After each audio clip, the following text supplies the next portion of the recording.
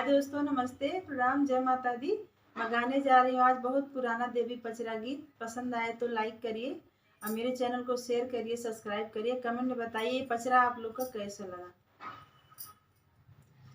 केथुआ के काही केथुआ लागल सलिया है, केथुआ बैठी ना है, केथुआ बैठी ना कि मैया मोरी झारई लंबी कसिया है, केथुआ बैठी ना कि माई मोरी झारई लंबी कसिया है, केथुआ बैठी ना। सोनवा के काही रूपे लागल सलिया है, मचियावा बैठी ना हे, मचियावा बैठी ना कि माई मोरी झारई लंबी कसिया है, मचियावा बैठी ना।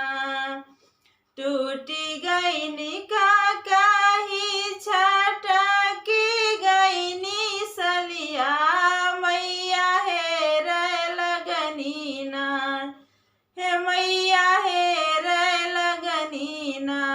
वही सोनरा दुकनिया मैया है रे लगनी ना।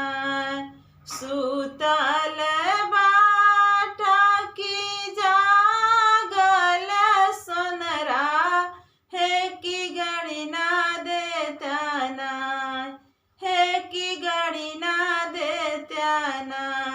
हमारी का कही के सलिया सोनरा गढ़ी देता ना। आजू की रतिया मोही बक्सा देवी मैया हो कि होतई भोरवाना हो कि होतई भोरवाना।